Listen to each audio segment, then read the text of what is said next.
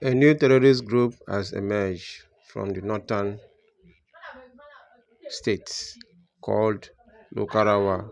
Please listen to this interview and Nigeria.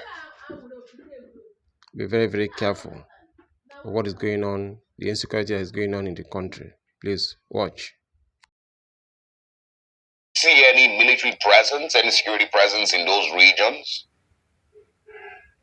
Yes, let me start by the question. The first question you talk about being mercenaries. They were mercenaries as far back as 2018. The records are very clear. They were mercenaries employed by some Fulani communities in Sokoto and Kebbi to protect them from bandits who come to wrestle their cows. So they did a good job, and they were sent. But of course, after doing that good job, they now became terrorists, criminals, and they were sent away sometimes late 2017 and 2018 by the government of Aminu Tambuwal, Sokoto State.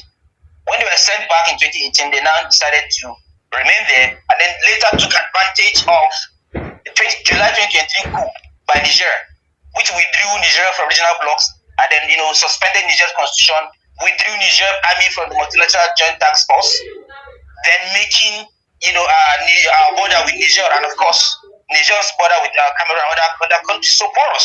That's when they now came in and they So to clarify terrorists. Again, Emmanuel, just to clarify, these are not Nigerians, or is this a? Would you know if this is a mix between people from Francophone Africa or other parts of the continent and Nigerians?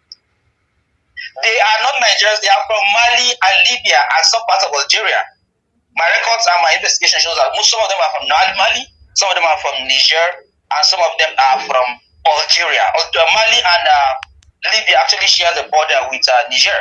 So I think that's the access. That's the reason that's how they manage to walk through and get access to Nigeria. So clearly they are from Libya, and they are from most of them are from Libya, Mali, and then a few of them from Algeria. Of course, they speak the Fulfulde, which is actually a language that flows through between those three countries up to the northwestern part of Nigeria, and then some parts of northeastern part of Nigeria. So they are foreigners.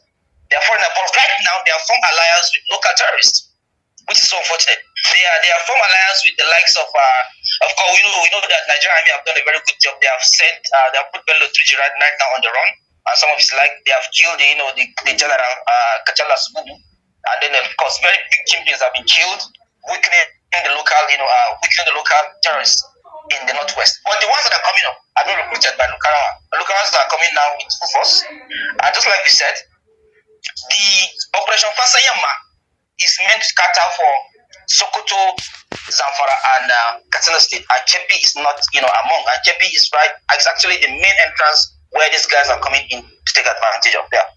All right. Has there also been, any blame, or would you say that there can be any blame that can be put on citizens? Because part of what we saw the army say was that the citizens didn't report and they had kept quiet about this, wondering why they're just reporting now.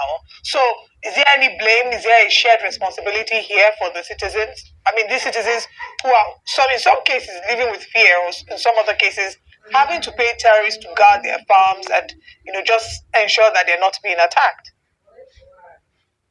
Yes, the blame by General Buba, that's the defense spokesperson, is just the normal way of, seeking for the support of citizens to come and help them, provide vital information to fight terrorists. But you recall our last visit to Sokoto, where we spent up to 4 days. We spent almost every day speaking to citizens who mentioned to us various locations, who even claim they can take us there. That the terrorists are already seated, they're already on ground, and they're already collecting taxes. These citizens have been crying out for years. So I beg to differ.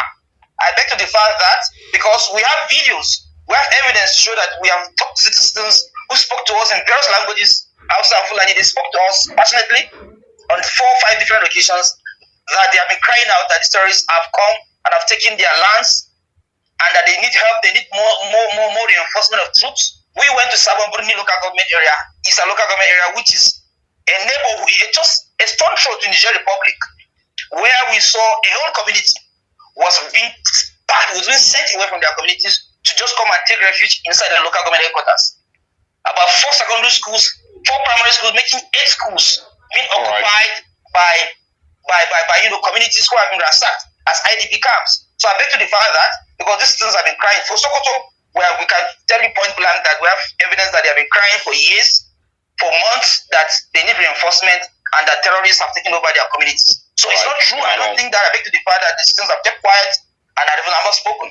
So I think that statement has to be investigated, have to be clarified. We will find a way of clarifying that if I have an opportunity of speaking to General Edward Bubaya. All right, Emmanuel Mbagodu, thank you very much for stopping by. I think it's very important, to Thanks so much, a place where you mentioned that these aren't a new terror group. They've been there since at least 2018. That's a very important detail there. Thanks for your time. We'll speak with you again pretty soon. Now.